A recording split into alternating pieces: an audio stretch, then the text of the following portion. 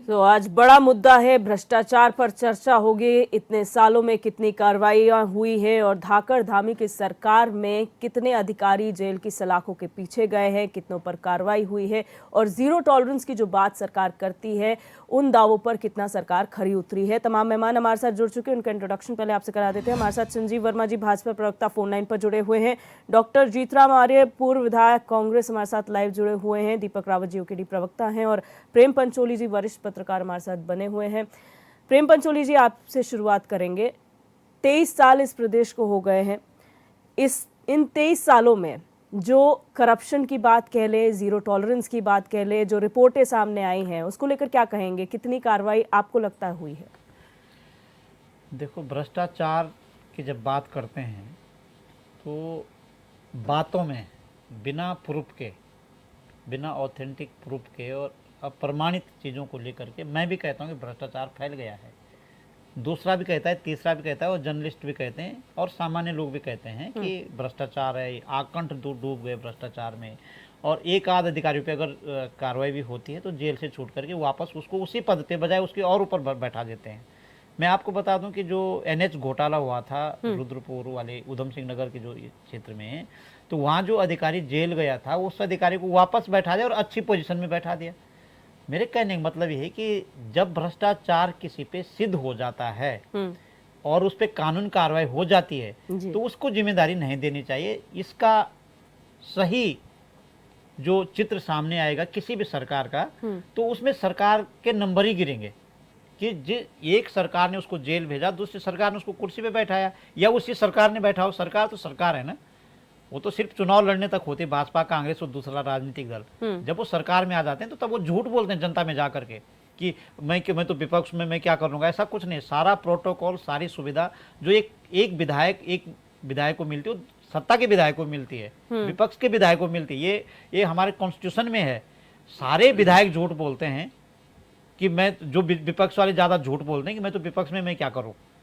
जिस दिन इसकी सच्चाई सामने, जनता के सामने आ जाएगी, उस दिन जनता भी प्रूफ दिखाएगी कि ये है भ्रष्टाचार। भ्रष्टाचार कहाँ होता है? भ्रष्टाचार होता है कि माना एक सड़क बनी है और उस सड़क पे 100 रुपए खर्च होने हैं और उस सड़क पे मात्र 20 ही रुपए खर्च होने जो दिख रहा है, लेकिन जो 80 रुपए है ना, उसके प्रमाण सामने पे नहीं आता है। वो सामने पे क्यों नहीं आता, उसका भी मैं आपको बता दूं कि हमारे देश में, पूरे देश की समस्या है, वो समस्या हमारे उत्तराखंड की भी है। हम कभी जमीनी स्तर पे जांच नहीं करते हैं। हमारे यहाँ कागजों की जांच होती है। वो कागजों में तो हमारे लोग बहुत मास्टर हैं। कागज इतने परिपक्व बना देंगे, क्योंकि विधायक जी सुन रहे हैं और विधायक जी तो विधायक बाद में हैं, वो बहुत अकादमिक स्तर के व्यक्ति हैं, वो सब चीज़ों को समझते हैं। उन्होंने उनको भी पढ़ा है जो विधायक बन के आ गए हैं, और जो अब विधायक बनने के लिए तैयार है उनको भी पढ़ाते हैं। तो वो ऐसे बैकग्राउंड से आए, बजाय वो सच न बोलें आज, वो अलग बात है, क्योंकि वो भी उस मशीन में जा चुके हैं एक बार के। तो मैं सिर्फ इतना कहना चाहता हूँ कि जब भ्रष्टाचार का इशू सामने आता है तो उस व्यक्ति को, उस अधिकारी को, उस कर्मचारी को, उस जिम्मेदार व्यक्ति को, उस जनप्रतिनिधि को उस जिम्मेदारी से हटा देना चाहिए, तब तक जब तक दूध का दूध और पानी का पानी न आया। मैं फिर वहीं जाऊंगा कि जब एनएच घोटाले में किसी अफसर को जेल भेजा गया था, तो अभी तक तो दूध का दूध पानी पानी आया नहीं सामने पे। अभी तक तो ये आया नहीं कि वो व्यक्ति पाक साफ है ना। अब जब पाक साफ वो है ही नहीं और फिर आप उसको जिम्मेदारी दे रहे हैं, तो भ्रष्टाचार यहीं से शुरू होता है। और दूसरा भ्रष्टाचार कहां से शुरू होता है? मैंने पहले भी एक बार डिबेट में कहा था कि जो हमारी जो चुनाव प्रणाली है ना, जो जीत करके आते हैं, माना क्षेत्र पंचायत, जिला पंचायत और विधायक का, जब, और ग्राम सभा में पूरा एक प्रस्ताव बनता है 6 महीने, हर 6 महीने में, कि विधायक निधि से क्या होगा, राज्यसभा क्या करेगा, लोकसभा क्या करेगा, विधायक क्या करेगा, जिला पंचायत क्या करेगा, क्षेत्र पंचायत क्या करेगा और प्रधान क्या करेंगे। पूरा प्रस्ताव बनता है और वो प्रस्ताव बजट के लिए एलोकेट होता है। वो कहाँ? क्षेत्र पंचायत में। तो क्षेत्र पंचायत बजट तो जिले से आता है ना, और जिला फिर डिमांड करता है सरकार से, तो वो प्रस्ताव जाता है क्षेत्र पंचायत में। क्षेत्र पंचायत में वो प्रस्ताव को फाड़ दिया जाता है, वहां नया प्रस्ताव बनता है। इसके प्रूफ है हम लोगों के पास, इसलिए हम इसको खुल करके बोलते हैं, है ना। विधायक जी सुन रहे हैं, पूर्व विधायक जी सुन रहे हैं, वो इसको अच्छे, मेरे से और अच्छे ढंग से बता सकते हैं। क्षेत्र पंचायत से फिर नया प्रस्ताव बनता है जिला पंचायत के लिए, उन्हीं गांव के लिए, जिन गांव, सिर्फ गांव का नाम रखते हैं, और जो गांव के लोगों ने डिमांड की वो सब खत्म हो जाती है जिला पंचायत में। फिर जब जिला पंचायत में जाता है तो जो जिला पंचायत जो उसकी जो एक कमेटी होती है, जिला विकास कमेटी, उसका नाम है भूल भूल गया है, उस कमेटी जो होती है उसके पास जाता है, वहां फिर सिफारिश जाती है विधायक की। तो विधायक के साथ कितने लोग जुड़े हुए हैं, जागरूक लोग जुड़े हुए हैं, उनका नाम उसमें चढ़ाना है। बिल्कुल। और यहाँ तक होता है कि जो क्षेत्र पंचायत से जो प्रस्ताव जिला पंचायत में जाता है वो वहां फाड़ दिया जाता है, वहां नया प्रस्ताव बनता है। अब वहां से बजट के लिए कोई प्रस्ताव सरकार को आता है तो वो नया ही आता है, फिर वहां से वो नहीं आता। फिर तो अब आप लोगों आवश्यकता होती है वो नहीं आता है, हाँ, कुछ नए प्रस्ताव तो बनते हैं। भ्रष्टाचार यहाँ से शुरू हो जाता है फिर कि माना जिस गांव में सड़क बननी है, जिस गांव में बिजली के पोल लगने हैं, जिस गांव में छपोटी बनने है, उस गांव में अब कुछ नहीं बन, उस गांव में खच्चर रोड, मतलब खच्चर का रास्ता बनेगा। गांव के लोगों ने तो मांग की कि यहाँ सड़क बननी है, यहाँ प्रधानमंत्री सड़क बननी है, यहाँ खड़िंजा बिछना है, लेकिन वहां खड़िंजा की जगह स्टैंड पोस्ट बन रहा है। क्योंकि जो विधायक के सिफारिश से जो जाती है बात सरकार से, क्योंकि अल्टीमेटली तो यहाँ राज्य सरकार ने पैसे देने हैं ना। तो ये जो बड़ा घालमेल है, ये बहुत बारीक है, मैं इसको बहुत कम शब्दों में कह रहा हूँ। इतना बड़ा घालमेल है कि भ्रष्टाचार वहां से शुरू होता है। बिल्कुल, पैसों की बात तो बाद में, फिर दूसरा भ्रष्टाचार वहां से शुरू होता है कि हमारे यहाँ कागजों की जांच होती है। जिस दिन हमारा राज्य या दूसरा राज्य या इस देश के राज्य ये तय कर देंगे कि हम कागजों की जांच नहीं करेंगे, हम जमीनी स्तर पे जाकर के जांच करेंगे। यहाँ जमीनी स्तर की जांच होती है, लेकिन वो इतने देर में होते कि तब तक वो सब अपना ठीक ठाक कर देता है। बिल्कुल। संजीव वर्मा जी, यहाँ पर आपकी सरकार है, डबल इंजन की सरकार है, जीरो टॉलरेंस की बात तब से चली आ रही है जब से आपने सत्ता संभाली है। उसके बावजूद भी भ्रष्टाचार के मामले हम सामने देखते रहे, कई नेताओं के इसमें बयान भी सामने आए हैं। जो रिपोर्ट है उसको लेकर क्या कहेंगे और कितनी कार्रवाई आपके हिसाब से हो गई? दिव्या जी, देखिए, भारतीय जनता पार्टी की हमारी जो वर्तमान में जो सरकार चल रही है, 2017 से जो जीरो टॉलरेंस की सरकार चल रही है, वो किसी भी भ्रष्टाचारी को पकड़ने के मूड में कतई नहीं है। और हमारी सरकार ने पूरी तरह से स्पष्ट कहा है, और न केवल कहा है बल्कि उसको क्रियान्वित भी किया है। जो भी व्यक्ति, जो भी कर्मचारी, अधिकारी किसी भी प्रकार के भ्रष्टाचार में लिप्त पाया जाएगा, उसको कड़ी से कड़ी सजा दी जाएगी। और ये केवल एक बात भर नहीं है, बल्कि माननीय मुख्यमंत्री श्रीमान पुष्कर सिंह धामी जी के द्वारा जो 1064 ऐप बनाया गया है भ्रष्टाचार से मुक्ति पाने हेतु, उसमें अभी तक जितनी भी तमाम जनता की शिकायतें आई हैं, उनके ऊपर इंस्टेंटली कार्यवाही भी की गई है। और ऐसे में 50 से अधिक जो शिकायतें आई हैं, जिनकी विजिलेंस इंक्वायरीज हुई हैं, और उसमें जो अधिकारी कर्मचारी पकड़े गए हैं, उनको जेल की सलाखों के पीछे भी भेजने का काम हमारी सरकार के द्वारा किया गया है। और ये भी एक बड़ा उदाहरण के तौर पे हम इस बात का उल्लेख भी कर सकते हैं कि पहली बार उत्तराखंड में किसी आईएएस और पीसीएस अधिकारी को भी NH-74 घोटाले में जेल की सलाखों के पीछे तक भेजने का काम हमारी सरकार के द्वारा किया गया है। क्योंकि ये हम जीरो टॉलरेंस पर काम कर रहे हैं। भ्रष्टाचार के लिए जीरो टॉलरेंस, अपराध के लिए जीरो टॉलरेंस, माफियागिरी के लिए जीरो टॉलरेंस, और किसी भी प्रकार का यदि कोई भी कानून को अपने हाथ में लेने का प्रयास करेगा, उसके लिए जीरो टॉलरेंस। तमाम सबके लिए समान न्याय, सबको न्याय, और तुष्टीकरण किसी का नहीं। और इसी ध्येय के साथ हमारी सरकार काम कर रही है। गुड गवर्नेंस पर सरकार काम कर रही है। कार्य संस्कृति को बदलने की दिशा में हमारी सरकार ने जो महत्वपूर्ण काम किया है, तमाम ऐसे कर्मचारी और अधिकारी जो अपने काम के प्रति लापरवाही बरतते रहे हैं, जिन्होंने एकमात्र ये अपना मन बनाया है कि नौकरी तो लगी है, हमको कोई हटा तो सकता नहीं। तो ऐसे में वो यदि अपने काम से विमुख होते हैं, अपने काम को पूरी जिम्मेदारी के साथ उसका निर्वहन नहीं करते अपने कर्तव्य का, तो ऐसे कर्मचारी और अधिकारियों को भी चिन्हित करने का काम हमारी सरकार के द्वारा किया गया है। और उनको भी इस प्रकार का एक दिशा निर्देश दिया गया है, या तो आप व्यक्तिक सेवा निवृत्ति ले लें, या इस तरह से जो भी लापरवाही अपने कार्य क्षेत्र में करेगा तो ऐसे तमाम कर्मचारी और अधिकारियों को भी ठीक है। आवश्यक सेवानिवृत्ति की ओर सरकार एक कदम उठा रही है। माननीय मुख्यमंत्री श्री पुष्कर सिंह धामी जी ने जो कहा है कि विजन 2025 के अंतर्गत हमने 2025 में उत्तराखंड को देश का सर्वश्रेष्ठ राज्य बनाना है, उसी दिशा में हम लोग लगातार बहुत बेहतरी के साथ काम कर रहे हैं। ठीक है और सर। दिव्य जी, ठीक है सर, आगे भी कंटिन्यू करेंगे। मैं पहले वक्तव्य ले लेती हूँ। डॉक्टर आर्य, यहाँ पर इतना काम हो रहा है, महज 3 साल के अंदर कार्रवाइयाँ हुई हैं, जो अधिकारी कर्मचारी लापरवाह थे उन पर कार्रवाइयाँ हुई हैं, जो भ्रष्टाचार में लिप्त थे उन पर कार्रवाइयाँ हुई है, तो आप लोगों को समस्या क्या है? देखिए, समस्या हमको नहीं है, समस्या होती है प्रदेश की जनता को। जिस जनता के लिए जो जनता सरकार को चुनती है और जो सरकार जनता के प्रति जवाबदेह है।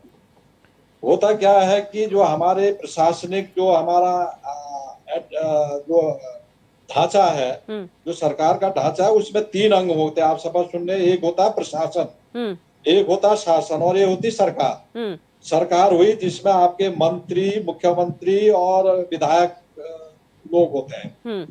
शासन में हो गया आपके सचिवालय में जो सचिव बैठते हैं आपके, उनके साथ जो कार्य करते हैं। और प्रशासन हो गया आपका डीएम, एसडीएम जो जिलों में तहसीलों में बैठते हैं। ये तीनों मिल करके एक सरकार को चलाते हैं। और वो सरकार के जो आदेश होते हैं वो शासन को जाते हैं, शासन का आदेश शासन को होता है, वो इम्प्लीमेंट होता है जी। तो मेरे हिसाब से जो भ्रष्टाचार का मूल है वो सरकार, उसकी जड़ सरकार होती है।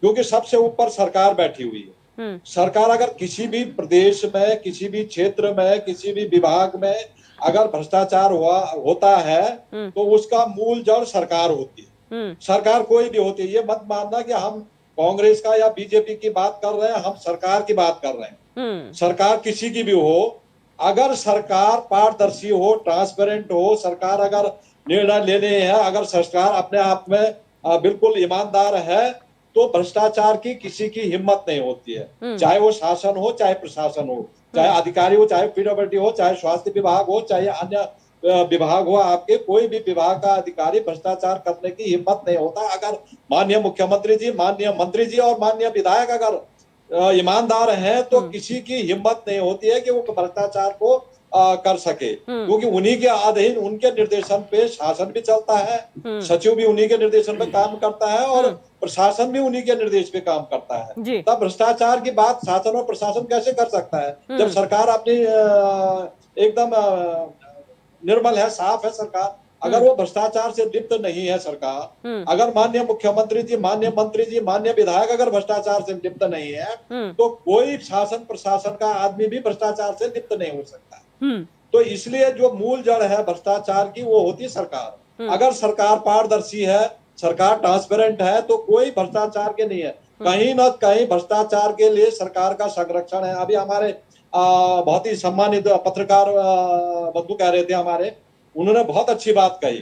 उन्होंने एकदम कहा कि अगर आपने कोई अधिकारी अगर भ्रष्टाचार का आरोप लगाया है, आप उसको फिर जो मलाईदार पद पे बैठा दे रहे हो, वो अपने आप ही भ्रष्टाचार को बढ़ावा मिलेगा। अगर आपने अंकिता हत्याकांड में भाजपा के नेताओं को बचाने का काम आप कर रहे हैं तो आज तक जो है आप वो भ्रष्टाचार तो आप संरक्षण आप दे रहे हैं। आपके विधायक ने वहां पर बुलडोजर चलाया तो संरक्षण आपका है, या उसकी मां ने किसी वीआईपी का नाम लिया है उसको संरक्षण देने का काम आपका है। तो कहीं ना कहीं सरकारें इन चीजों में भ्रष्टाचार में लिप्त रहती है, उसको संरक्षण देती है, इसीलिए भ्रष्टाचार बढ़ता है। ठीक है, दीपक रावत जी, भ्रष्टाचार पनपने का कारण है जी। डॉक्टर आर्य ने बहुत साफ गोई से बात कही कि कोई कांग्रेस की सरकार नहीं, बीजेपी की सरकार नहीं, सिर्फ सरकार अगर पारदर्शी हो तो शायद भ्रष्टाचार की बात ही कभी ना हो।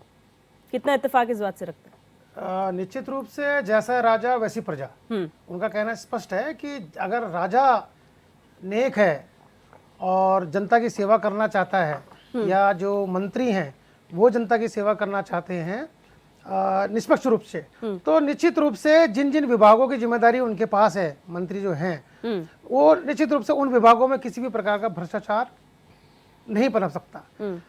पर यदि अगर मैं विधायक जी की बात को आगे बढ़ाऊं तो यदि अगर किसी विभाग में भ्रष्टाचार होता है तो इसका मतलब अगर उनकी बात को आगे बढ़ाए तो कहीं ना कहीं मंत्री भी भ्रष्ट है, क्योंकि मंत्री अगर भ्रष्ट नहीं होगा तो उसके नीचे जो अधिकारी हो, चाहे वो आईएएस हो, पीसीएस हो, कोई भी अधिकारी हो, वो किसी भी प्रकार के भ्रष्टाचार में लिप्त नहीं हो सकता। लेकिन यदि इस प्रदेश में लगातार जब से ये प्रदेश बना है और आज जब हम इसमें चर्चा कर रहे हैं और लगातार यदि किसी विभाग का कोई भ्रष्ट व्यक्ति पाया जाता है, चाहे वो आईएएस लेवल का हो, किसी भी अधिकारी वर्ग का हो या कर्मचारी वर्ग का हो या स्वयं नेता हो, तो कहीं ना कहीं पर यह बात निश्चित रूप से जाहिर होती है कि कहीं ना कहीं पर जो है जो भ्रष्टाचार है वो नीचे से लेकर और ऊपर तक, जिसकी बात आर्य जी कर रहे थे, सरकार के टॉप लेवल तक पहुंचा हुआ है, जिसकी वजह से पूरा का पूरा सिस्टम जो है वो भ्रष्टाचार से लिप्त है। दिव्यदर्शनी जी, ये भ्रष्टाचार की परिभाषा बहुत साधारण सी है। कोई भी व्यक्ति, चाहे वो सार्वजनिक क्षेत्र में काम करता हो, चाहे वो नेता हो, चाहे वो अधिकारी हो, चाहे कर्मचारी हो, यदि वो अपने पद का दुरुपयोग करते हुए अपने निजी हित के लिए या स्वार्थ के लिए या किसी संगठन के लिए या किसी परिवार, किसी के लिए भी यदि वो अपने पद का दुरुपयोग करता है, चाहे वो आर्थिक रूप से हो, इसमें पैसे का लेन देन हो, या अपने प्रभाव से किसी को नौकरी लगाना, नौकरी हटाना, ट्रांसफर करना, ये सब हो, ये सब भ्रष्टाचार के ही अंतर्गत आता है। उनके रूप अलग अलग हैं। तो मैं आपके माध्यम से पूछना चाहूंगा, जब हाईकोर्ट ने राजाजी पार्क के निर्देशक के ऊपर प्रश्न चिन्ह किया था, वो क्या था? वो किसके निर्देशक राजाजी पार्क में निर्देशक बनाए गए, और जब हाईकोर्ट ने हस्तक्षेप करा तब वो निर्णय वापस किया गया, वो कौन सा भ्रष्टाचार था? एक और प्रश्न मैं आपसे दिव्यदर्शन जी आप ही के माध्यम से पूछना चाहूंगा। गणेश जोशी जी का नाम लगातार आ रहा है, मेयर जी का, मेयर जो हमारे गामा जी हैं, पूर्व मेयर, उनका नाम लगातार आ रहा है। उनका भ्रष्टाचार भारतीय जनता पार्टी को क्यों नजर नहीं आता? आय से अधिक संपत्ति के मामले उन पे चल रहे हैं। लगातार आप देख रहे हैं कि जो विजिलेंस है सरकार के ऊपर, सरकार से अनुमति मांगना चाहती है कि वो उस पर केस करे, जांच करे। क्या कारण है कि अब तक जीरो टॉलरेंस की बात करने वाली भारतीय जनता पार्टी और मुख्यमंत्री और उनके सारे नेतागण यहां पर गांधारी के बन जाते हैं? क्या आपने, आपके आंखों में पट्टी बन जाती है कि आंखें होते हुए भी आप देखना नहीं चाहते हैं आप किस प्रकार भ्रष्टाचार है? आपका ध्यान मैं अब दूसरी तरफ लाना चाहूंगा। आज ही इस प्रदेश का दुर्दांत अपराधी, जिसने पिछले 1 महीने से इस पूरी व्यवस्था को, प्रशासन को, शासन को और सूचना तंत्र को माहौल बना के रखा था, आज पता चला कि रामपुर में पकड़ा गया। और वो दुर्दांत अपराधी कौन है? वो दुर्दांत अपराधी है नैनीताल दुग्ध संघ का पूर्व अध्यक्ष, जिसके ऊपर गंभीर आरोप लगे हैं। मैं पूछना चाहूंगा वो आपके माध्यम से, वो कौन से भ्रष्टाचारी अधिकारी हैं जिनकी वजह से वो 1 महीने तक इस प्रदेश की आंखों, जो शासन प्रशासन है, जो पुलिस है, आंख धूल झोंकता रहा और आज पकड़ में आया है? तो यही पूछ रहे, वो जो भ्रष्ट अधिकारी हैं, वो भ्रष्ट कर्मचारी हैं, वो अब तक जनता की नजरों में क्यों नहीं आए हैं? उनके ऊपर कार्रवाई क्यों नहीं है? इसका जवाब भी भारतीय जनता पार्टी के प्रवक्ता को और जनता को, सरकार को देना पड़ेगा। बिल्कुल जवाब लेंगे इस बात पर कि आखिर अपने वक्त पर मौन क्यों हो जाते हैं, कार्रवाई करने में इतनी देरी क्यों।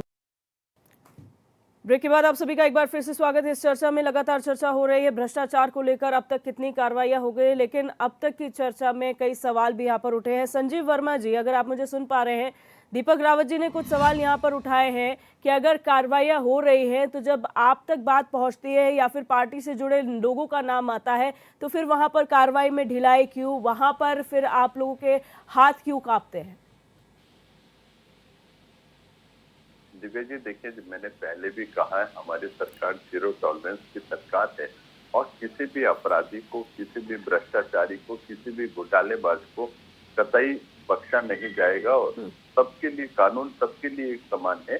और ये वो लोग बात करते हैं जिनके अपने हाथ खून से रंगे हों, जिनके अपने दामन दागदार हों, जिनके मुख्यमंत्री हरीश रावत कैमरे के सामने बोलते हों 5-5, 7-7 करोड़ रुपए कमा लो, मैं आंखें मूंद लूंगा।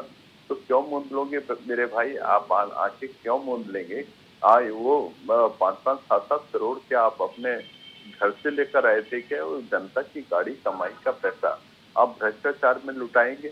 आपकी सरकारें लगातार अवैध खनन में लिप्त रही, लगातार आबकारी आप घोटाले करते रहे, लगभग लगातार वन घोटाला करते रहे, लगातार भर्तियों में आप घोटाला करते रहे, लगातार आप माफिया गिरी को यहाँ पर बढ़ावा देते रहे और एक माफिया तंत्र को विकसित करने का काम आपकी सरकारों में हुआ है। और आप मेरे को बताइएगा, आपकी जब तक आपकी सरकार रही, आपने कितने अपराधियों के ऊपर कार्यवाही कितनी करी, कितने ऐसे कर्मचारी या अधिकारी या तमाम ऐसे वर्ग के जो भ्रष्टाचार में प्रत्यक्ष या अप्रत्यक्ष रूप से लिप्त थे, कितनों को आपने जेल की सलाखों के पीछे भेजा, या कितनों के ऊपर आपने विजिलेंस जांच करी? आपके पास यदि कोई आंकड़ा है तो आपको प्रस्तुत करना सर, चाहिए। 23 सालों का आंकड़ा तो हमारे पास भी जो रिपोर्ट में आप ही लोगों ने प्रेषित किया है, जिसमें 281 ट्रैप में 303 आरोपी जो हैं, जिसमें कर्मचारी भी अधिकारी भी हैं, उन पर जांचें हुई हैं, उनकी गिरफ्तारियां हुई हैं। ये 23 सालों के आंकड़े हैं। उसमें कांग्रेस की भी सरकार थी, उसमें बीजेपी की भी सरकार थी। दिव्या जी देखिए, हमारी सरकार में जो भी अधिकारी, जो भी कर्मचारी है, जो भी व्यक्ति सरकार की जो कार्यशैली है उसको नुकसान पहुंचाने का काम करेगा, या सरकारी धन का अवैध दुरुपयोग या घोटाला, घपला या भ्रष्टाचार करने का काम करेगा, उसमें किसी भी स्तर का कोई भी व्यक्ति हो, कतई बख्शा नहीं जाएगा। ऐसे तमाम लोगों के ऊपर सरकार लगातार कार्रवाई कर रही है, और मैंने तो उसके कई सारे आपको उदाहरण पेश किए। अभी नकल विरोधी जो माननीय मुख्यमंत्री जी कानून लेकर आए थे, जिस समय यूके ट्रिपल एससी का मामला उठा था, यूके ट्रिपल एससी का ऐसा नहीं है कि भारतीय जनता पार्टी की सरकार आई उसके बाद ही यूके ट्रिपल एससी में जो धांधली पकड़ी गई, ये धांधली वर्षों से, जिस समय कांग्रेस की यहाँ पर सरकारें थी उस समय से लगातार ये धांधली चल रही थी। अच्छा संजीव जी, मैं आपसे एक छोटा सा सवाल पूछना चाहती हूँ सर। आप ही की पार्टी के पूर्व मुख्यमंत्री सर, संजीव जी बोलना शुरू करता हूँ, आप बीच में संजीव जी इतनी देर से आप बोल रहे हैं, मैंने आपको टोका नहीं। मेरा सिर्फ एक क्रॉस क्वेश्चन आपसे ये है कि आप ही के पार्टी के पूर्व मुख्यमंत्री ये स्टेटमेंट देते हैं मीडिया में कि 10% कमीशन खोरी इस प्रदेश में है, या बिना कमीशन के कोई काम नहीं होता। ये आप ही के पार्टी के मुख्यमंत्री, पूर्व मुख्यमंत्री ने कहा था। तो क्या वो हट चुकी है चीजें? क्या वो बदलाव आ चुके हैं? क्या बिना कमीशन के काम हो रहा है? दिव्या जी देखिए, हमारी सरकार जीरो टॉलरेंस की सरकार है, और जो आप कमीशन बाजी की बात कर रहे हैं वो कांग्रेस की सरकारें जिस समय थी, वो कांग्रेस की सरकारों में ये सब कुछ हुआ करता था। आज जो भी अधिकारी, कर्मचारी या जो भी व्यक्ति भ्रष्टाचार करेगा, उसके लिए एक ही स्थान है, वो है जेल की सलाखों के पीछे।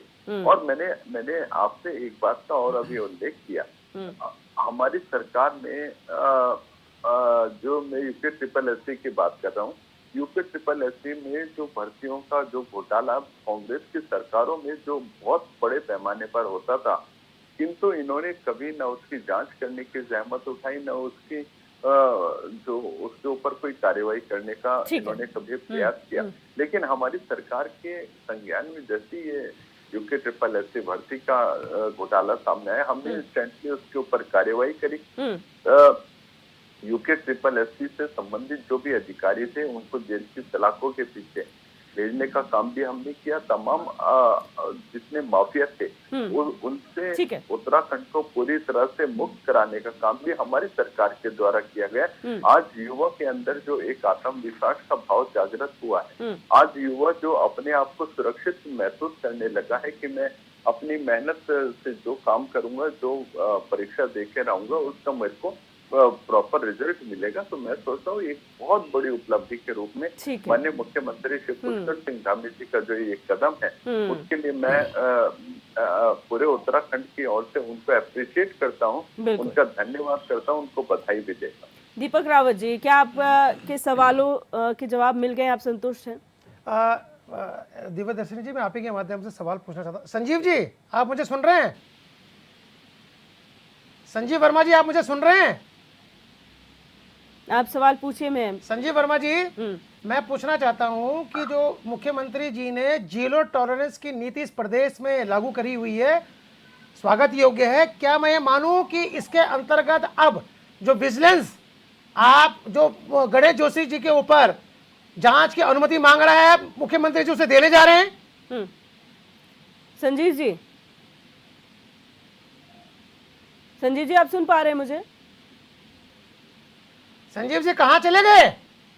ठीक है, संपर्क यहाँ पर नहीं हो पा रहा, एक बार फिर जुड़ने का प्रयास करेंगे। जीतराम आर्य जी, यहाँ पर चाहे सरकारें किसी की भी रही हो, आरोप आप लोगों की सरकारों पर भी लगा है। भ्रष्टाचार की जननी कांग्रेस है, ये भारतीय जनता पार्टी शुरुआत से कहती आई है और हर डिबेट में कोट करती है, क्या कहेंगे? जी देखिए, ऐसा है कि आरोप लगाना बहुत आसान है। अभी भाजपा के प्रवक्ता जी बोल रहे थे, वो बोल ही रहे थे, उनने सुनने का काम नहीं किया। अभी रावत जी ने पूछा था कि जो गणेश जोशी पे है, क्या उस पे विजिलेंस ने परमिशन मांगी, मुख्यमंत्री जी परमिशन देंगे नहीं देंगे, तो वो चुप हो गए। उनके उनके पास कोई इन चीजों का जवाब नहीं होता। यूपी ट्रिपल एससी की बात कर रहे थे वो, उसमें हाकम सिंह कौन था? और वो हाकम सिंह तो आपके लोकसभा चुनाव में माननीय सांसद माला राज लक्ष्मी के साथ खड़े थे, उन्होंने कहा वो तो गलत आरोप लग गया था, जिसमें फंसा, जेल में रहा। सब आज जितने भी जो यूके ट्रिपल एससी के जितने भी कल्प्रिट थे, वो भाजपा के नेता थे, भाजपा के कार्यकर्ता थे। अंकिता हत्याकांड जितने भी कोई केस इस प्रदेश में अधिकांश हुआ, चाहे चंपावत की बात हो, चाहे मुकेश बोरा की बात हो, चाहे शर्ट की बात हो, चाहे आप देवाल की बात करो, कहीं की बात, अंकिता की बात करो, सब भाजपा के कार्यकर्ता है। कौन से जीरो टॉलरेंस है? जिस दिन से माननीय त्रिवेंद्र सिंह रावत जी की सरकार बनी थी मुख्यमंत्री, उसी दिन से भाजपा कार्य जीरो टॉलरेंस। लोकायुक्त आज तक नहीं बना पाए हो। लोकायुक्त इनका जीरो टॉलरेंस तो वही होता ना, लोकायुक्त जो है के लिए कब से डिमांड थी। जो भ्रष्टाचार विजिलेंस जो करती, जो मंत्रियों पे, विधायकों पे, अधिकारियों पे जो लोकायुक्त जो कार्रवाई करता, जो जांच करता, उसको तो आज तक नहीं गठन नहीं किया कर पाए। तो डॉक्टर आर्य, वो तो आपकी सरकार में भी नहीं हुआ ना, वो तो आपकी सरकार में भी नहीं हुआ ना। नहीं हुआ, वो गलत हुआ। अगर नहीं हुआ तो होना चाहिए उसको। भाई भाजपा ने जीरो लोकायुक्त की बात तो माननीय खनूरी जी के समय से आ रही थी लोकायुक्त की बात, क्यों ना आज तक वो लोकायुक्त हुआ? अगर आप चाहते उसको जीरो टॉलरेंस चाहते, जीरो टॉलरेंस, हमारी सरकार ने जीरो टॉलरेंस नहीं कहा। जिस दिन से माननीय मुख्यमंत्री भाजपा की सरकार बनी, त्रिवेंद्र सिंह रावत जी सवेरे उठ के भी जीरो टॉलरेंस बोलते थे। सबसे भ्रष्टाचार उनकी सरकार में हुआ। आज सबसे भ्रष्टाचार खनन से लेकर, स्वास्थ्य से लेकर, शिक्षा के लेकर, ट्रांसफर से लेकर, नियुक्ति से लेकर के सब में भ्रष्टाचार होता है। एक आदमी यूपी अपनी यूके ट्रिपल एससी करके, अपनी क्वालिफिकेशन करके, पीसीएस क्वालिफाई करके सेलेक्ट हो रहा है, मुख्यमंत्री उसको एहसान कर रहे हैं कि वो उसको अपॉइंटमेंट लेटर दे रहे हैं। ये गलत परंपरा है। भैया उसने अपनी मेहनत से, अपने उससे, वो भी भ्रष्टाचार में है। अपनी मेहनत से उसने मेहनत किया, उसको क्वालिफाई की एग्जाम किया, मुख्यमंत्री जी आसानी से हम तुमको नौकरी दे रहे हैं। अरे आपने एहसान कर दिया क्या? उसने आपने पढ़ा लिखा और आपने क्वालिफिकेशन से कंपटीशन पास किया उसने, तो ये भी भ्रष्टाचार है। भ्रष्टाचार की अगर आप परिभाषा को आप चाहोगे तो वो सभी चीजें भ्रष्टाचार में आते हैं जो लीगल, जो कानूनी और जो कानून सम्मत नहीं है, जो संविधान सम्मत नहीं है। ठीक है। तो इस तरह की चीजें भाजपा के जो है वो प्रवक्ता बोल करके तो अपना सुनोगे, सुनने के लिए वो फिर सुनते नहीं है। यही भाजपा की कमी है, उनके कार्यकर्ताओं की कमी है। इसलिए भाजपा जो है वो भ्रष्टाचार की एक संरक्षक है, भ्रष्टाचार को संरक्षण देने वाली सरकार है। कांग्रेस ने होए, कांग्रेस में भ्रष्टाचार, लेकिन कांग्रेस ने उनको उजागर किया। कई समय ऐसे आए, कांग्रेस के मिनिस्टर भी बाहर किए गए, उनको भी त्याग पत्र देना पड़ा। आपके पास उदाहरण होंगे कि जब माननीय नारायण तिवारी जी की सरकार थी, कई सरकारें थी, कई हमारे मंत्रियों पे भी भ्रष्टाचार बाहर लगे। उसके बाद वो भाजपा में गए तो वो पाक साफ हो गए। माननीय मैं आप क्या बताऊं आपको पता है कि एक दिन जो है विधानसभा में किसी जो आप भाजपा में जो मंत्री हैं उन पे आरोप लगाया था पॉलिथीन घोटाले का। आपके जो दूसरे मंत्री थे उन पे कई घोटाले लगाए थे।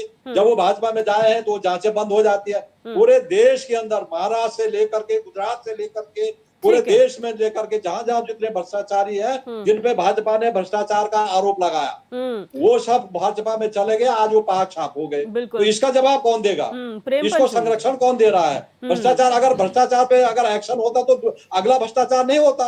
अगर मुख्यमंत्री जी पाक साफ होते, खनन और तमाम चीजों में इन्वॉल्व नहीं होते, तो आज ये भ्रष्टाचार की नौबत ही नहीं आती। ये अपराध के बहुत कम अपराध होते लोगों की मानसिकता होती है।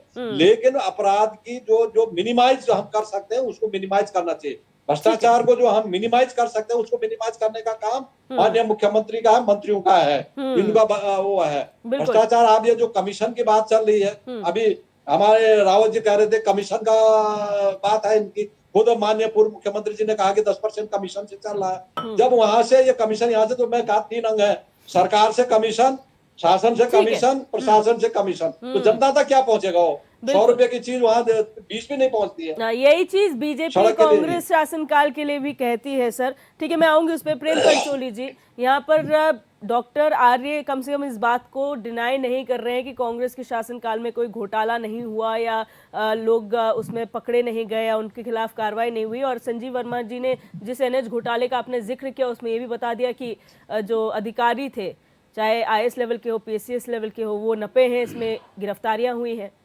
हाँ, गिरफ्तारी हुई, लेकिन जिम्मेदारी तो ज़्यादा दे दी ना अब। उसी अधिकारी को बहुत अच्छी बड़ा महकमा उसको दे दिया गया है। उसके बाद उनको हेल्थ का महकमा दिया गया है, जहाँ पर मीडिया के लिए अलग ही डिपार्टमेंट है जो करोड़ों का प्रचार प्रसार का काम करते हैं। जो जो हमारा जो ग्रामीण स्वास्थ्य मिशन है, ये एक प्रोजेक्ट है बाकायदा हेल्थ डिपार्टमेंट के पास, मिनिस्ट्री के पास, तो वो डिपार्टमेंट भी उसी को दे गया जो जेल से छूट के आया बाहर।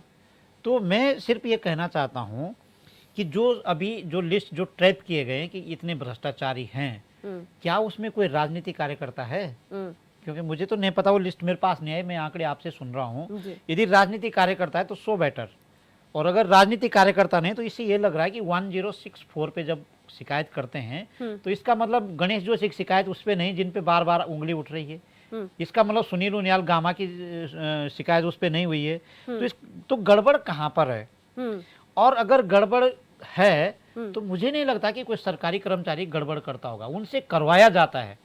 ये एक मिली भगत रहती है, और बिना मिली भगत से तो ऐसा कोई कर्मचारी नहीं जिसको अच्छी तनख्वाह मिल रही है और कोई दूसरी तीसरी क्लास का कर्मचारी कभी भ्रष्टाचार नहीं करता है, जहाँ जो मेरा अनुभव है। अगर भ्रष्टाचार होता है तो वो 1 क्लास का कर्मचारी भ्रष्टाचार करेगा और वो सबको अपने साथ लेकर के उस भ्रष्टाचार को आगे बढ़ाएगा। मैं आपको 2-3 उदाहरण देता हूँ कि जैसे अभी उत्तराखंड में जल जीवन मिशन के कई घोटाले सामने आए, और सैकड़ों लाखों के नहीं करोड़ों के घोटाले सामने आए, लेकिन उसमें कुछ नहीं हो पा रहा है।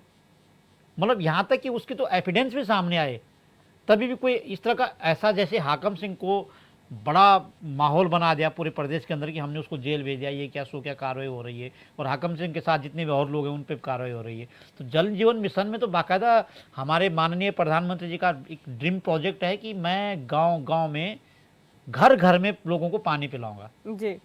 तो कम से कम माननीय प्रधानमंत्री की तो रखते कि प्रधानमंत्री का सपना पूरा होने के लिए कम से कम जिसने घोटाला किया था उसको कम से कम भेज तो देते हैं। अब सवाल इस बात का आता है कि मैं अपनी बात कहाँ से शुरू करूं, कि जैसे आर्य जी ने मेरी बात का जवाब 1 सेकंड में दे दिया कि भ्रष्टाचार, तो जो मैंने भ्रष्टाचार की बात कही उन्होंने कहा ये होता है, और ये सबसे बड़ी गलती सरकार की रहती है क्योंकि शुरुआत वहाँ से होती है।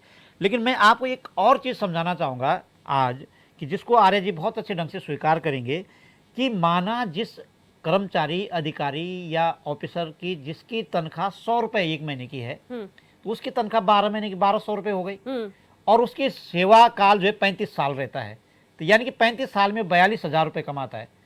तो 50% उसका खर्च हुआ, 50% उसका बच गया, तो 21,000 रुपये उसके खर्च हो गए, उसके कपड़े, खाना पीना, पत्नी बच्चे सब रिश्तेदारी में, पर 50% तो बचा ना उसके पास। तो सेवानिवृत्ति के बाद, रिटायरमेंट के बाद उसके पास 21,000 रुपये बचे हुए होने चाहिए ना, लेकिन रिटायरमेंट के बाद उसके पास 1 लाख रुपए होते हैं जो चल संपत्ति होती है, और अचल संपत्ति का तो कोई हिसाब ही नहीं होता है। तो भ्रष्टाचार तो सामने दिख रहा ना, उसके बाद उसको ट्रैप क्यों नहीं किया जाता कोई सरकार की, 35 साल हमने तुम्हें पाला है, तुम्हारे पास इतना कहां से आया। वही सेम स्थिति जिस जनप्रतिनिधि ने पहले 2002 में ये हलफनामा सरकार को दिया था, चुनाव आयोग को दिया था कि मेरे पास 100 रुपए है, 100 रुपए मेरी पत्नी के पास है, 100 रुपए मेरी अचल संपत्ति है, 300 रुपए है, आज वो 1 लाख रुपए का हलफनामा दे रहा है। मैं 100 और 1 लाख रुपए का अंतर देखो आप जी। अगर उसने सन 2002 में 1 लाख दिया होगा तो आज अरबों रुपए है उसके पास, करोड़ों नहीं है। तो ये कहां से आया? गड़बड़ तो है ना, बिल्कुल। इसका तो प्रमाण है ना। हम ये प्रमाण तो नहीं दे सकते कि भाई फलाना विधायक, फलाना मंत्री भ्रष्टाचारी है, जैसे बोली नहीं गणेश जोशी भ्रष्टाचारी है। लेकिन अगर भाजपा को बहुत पाक साफ होना है और जवाब देना है जनता को, तो दे दो इजाजत विजिलेंस को, जब वो है ही नहीं। उनकी कमाई तो गवर्नमेंट जॉब में भी रहे और मिलिट्री में रहे, मिलिट्री में पैसा बहुत बचता है, तो क्या पता उन्होंने बचाया होगा, जबरदस्ती बेचारों को बदनाम कर रहे हैं। अगर वो सरकार के मिनिस्टर हैं, उनको बदनाम भी अच्छी बात नहीं है, मैं तो ये कहता हूँ। तो सरकार को अगर ये बहुत ईजी है, माननीय मुख्यमंत्री कैबिनेट को दे देना चाहिए, कर लो जांच। बिल्कुल। बाकायदा गणेश जोशी को तो बोलना चाहिए कि हाँ जी मैं इस्तीफा देता हूँ, मेरी जांच कर ही लो तुम। अच्छा तो ये लगता है बिल्कुल। गणेश जोशी हो, सुनील उनियाल गामा, जिन जिन पे ये सवाल उठे हैं, तो मेरे कहने का मतलब है कि भ्रष्टाचार की जो स्टाइल है ना, स्टाइल शब्द बोलूंगा मैं उसको, कि अगर एक आईएएस ऑफिसर रिटायर हो रहा है तो अरबों का मालिक से रिटायरमेंट हो रहा हो। जो मैंने आंकड़े बताए उस आंकड़े के हिसाब से अगर उसकी तनख्वाह 1 लाख रुपए है जी। तो उसके पास 35 साल के बाद कितने होना चाहिए? 42 लाख होने चाहिए। ये क्या बोलते उसको, हाँ मतलब 4 करोड़ कुछ होने चाहिए, यही तो होने चाहिए उसके पास। लेकिन उसका 4 कहाँ हो, तो अरबों का मालिक हो जाता है वो आईएएस ऑफिसर। सेम स्थिति हमारे जनप्रतिनिधियों की है। अगर आप ग्राम स्तर का प्रधान को देखेंगे ना, आप जिस प्रधान के पास कुछ नहीं होगा 5 साल के बाद वो गांव छोड़ करके शहर में मकान बना करके वो शहर में रहना शुरू कर देता है। गांव से अगर पलायन किया है आम नागरिक ने नहीं किया, गांव से पलायन भी इस तरह से हुआ है। तो वो पैसा और वो उसकी सैलरी, वो उसकी पेंशन कहाँ से शुरू हुई है 5 साल के अंदर? ठीक है, जवाब ले लेते हैं फिर। ये बड़ा सवाल है जी। संजीव वर्मा जी, सर अगर आप मुझे सुन पा रहे हैं, सवाल ये है जो प्रेम पंचोली जी ने पहले भी उठाया था कि कागजों में तो ये आंकड़े बहुत अच्छे लगते हैं, इसकी धरातल पर सच्चाई क्या है ये जानने की कभी कोशिश की गई? उस धरातल की सच्चाई की जांच हुई या सिर्फ कागजों की जांच करके आंकड़े निकले हैं? दिव्या जी देखिए, शुचिता की यदि हम बात करते हैं तो शुचिता में भारतीय जनता पार्टी का कोई सानी नहीं है। उसका एक बहुत बड़ा जीता जागता एक उदाहरण मैं आपके सामने रखना चाहता हूँ जी। हमारे वरिष्ठतम नेता श्रीमान लाल कृष्ण आडवाणी जी, एक बार उनके ऊपर एक इल्जाम लगा था हवाला का, और उन्होंने उस समय तुरंत अपने पद से त्याग पत्र दिया था, और वो उन्होंने कहा था जब तक मैं पूरी तरह से पाक साफ होकर बरी नहीं हो जाता तब तक मैं अपने पद का ग्रहण नहीं करूंगा। और वो उनकी जांच हुई, जांच के बाद पूरी तरह से वो पाक साफ साबित हुए। उसके बाद ही वो दोबारा से संसद में गए। तो शुचिता का एक इतना बड़ा उदाहरण और इतना बड़ा एक कीर्तिमान संजीव जी, ये उदाहरण गणेश जोशी जी को क्यों नहीं समझा रहे हैं आप लोग? केवल और केवल संजीव जी, ये शुचिता का उदाहरण गणेश जोशी जी को क्यों नहीं समझा रहे हैं? ये जनता को क्यों समझा रहे हैं?